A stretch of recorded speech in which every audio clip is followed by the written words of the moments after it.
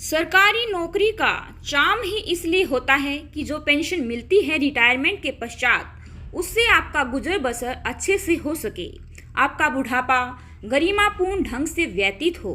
ऐसे में आपकी एक गलती, आपकी एक मिस्टेक कैसे आपकी पेंशन पर भारी पड़ सकती है, आप सोच भी नहीं सकते।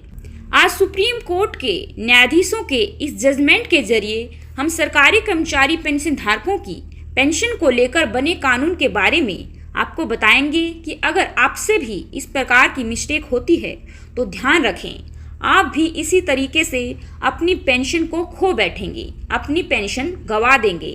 दोस्तों नमस्कार, स्वागत करते हैं आपका एक बार फिर से हमारे यूट्यूब चैनल पर। दोस्तों अक्सर ही हम आपको वीडियो के माध्यम से सुप्रीम कोर्ट, हाई कोर्ट के फैसले, गवर्नमेंट के फैसले, गवर्नमेंट के द्वारा जारी लेटर, नोटिफिकेशंस दिखाते रहते हैं और आपको बताते रहते हैं कि पेंशन से जुड़े क्या क्या नियम हैं, क्या रूल्स हैं, क्या रेगुलेशंस हैं। अलग अलग केसेस जो सुप्रीम कोर्ट, हाई कोर्ट में लड़े जाते हैं, उनके रिजल्ट क्या रहते हैं, वो हम आपके साथ शेयर करते रहते हैं, ताकि अगर आपको भी आपकी पेंशन से रिलेटेड, आपकी सर्विस से रिलेटेड कोई भी समस्या हो तो आप इनका रेफरेंस लें और अपनी समस्या का समाधान करें।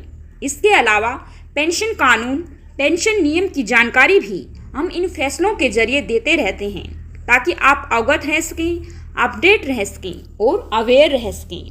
आज हम आपके सामने सुप्रीम कोर्ट का एक ऐसा ही फैसला लेकर आए हैं जिसमें सरकारी कर्मचारी पेंशन धारकों के पेंशन कानून के बारे में साफ तौर पर बताया गया है। अगर आप भी सरकारी कर्मचारी हैं, रिटायर्ड होने वाले हैं, तो आप सभी के लिए ये कानून जानना बेहद ही ज़रूरी है, क्योंकि एक गलती आपकी पेंशन पर भारी पड़ सकती है। तो चलिए दोस्तों, ज़्यादा समय न गवाते हुए जान लेते हैं सुप्रीम कोर्ट का फैसला क्या है। सुप्रीम कोर्ट ने हाल ही में एक फैसले में कहा कि अगर एक सरकारी कर्मचारी अपनी सरकारी नौकरी से अनधिकृत रूप से इस्तीफा किसी अन्य सरकारी नौकरी के लिए देता है तो उसकी पिछली सेवा और पेंशन लाभ जब्त कर लिए जाएंगे। जी हाँ दोस्तों, सुप्रीम कोर्ट ने ये फैसला सुरक्षा अधिकारी प्रतिवादी के मामले में दिया, जिसने 1998 में हिंदुस्तान एरोनॉटिक्स लिमिटेड AHAAL में शामिल होने के लिए केंद्रीय औद्योगिक सुरक्षा बल यानी कि CISF से इस्तीफा दे दिया था। उल्लेखनीय है कि केंद्रीय सिविल सेवा पेंशन नियम 1972 उन सरकारी कर्मचारियों पर लागू होते हैं जिन्होंने 2003 से पहले नियुक्त किया गया था।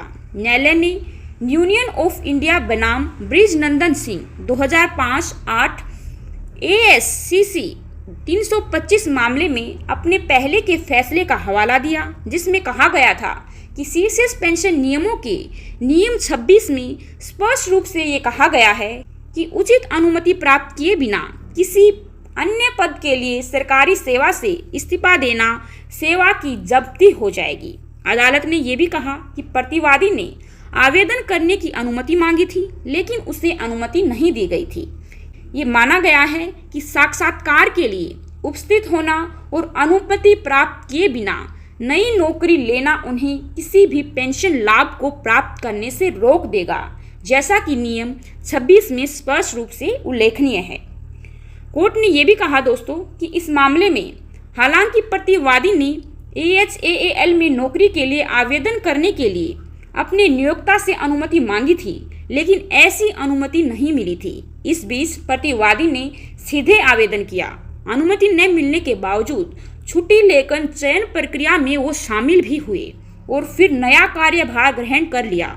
यहाँ की परिस्थितियाँ दर्शाती हैं कि वर्तमान मामला पूरी तरीके से सीसीएस पेंशन नियमों के नियम 26 के उप नियम 2 के अंतर्गत आता है। ऐसी परिस्थितियों में हमारा मानना है कि हाईकोर्ट ने ये आदेश देकर प्रतिवादी को राहत देने में गलती की है कि उसके इस्तीफे से पिछली सेवा जब्त नहीं होगी।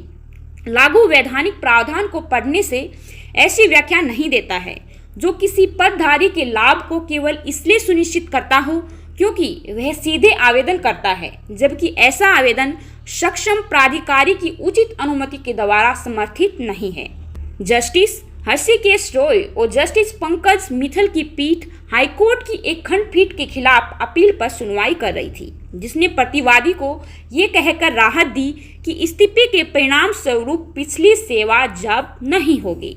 दोस्तों, यहाँ पर जो फैसला आया है उसमें ये साफ तौर पर कहा गया है कि सीसीएस पेंशन के नियम के अकॉर्डिंग अगर आप सेवा में हैं और दूसरी सेवा के लिए आवेदन कर रहे हैं, तो अगर आप वर्तमान सेवा से इस्तीफा देकर दूसरी सेवा ज्वाइन कर लेते हैं बिना किसी अथॉरिटी के, बिना किसी अनुमति के, तो आपकी पिछली सेवा से प्राप्त पेंशन जब्त कर ली जाएगी।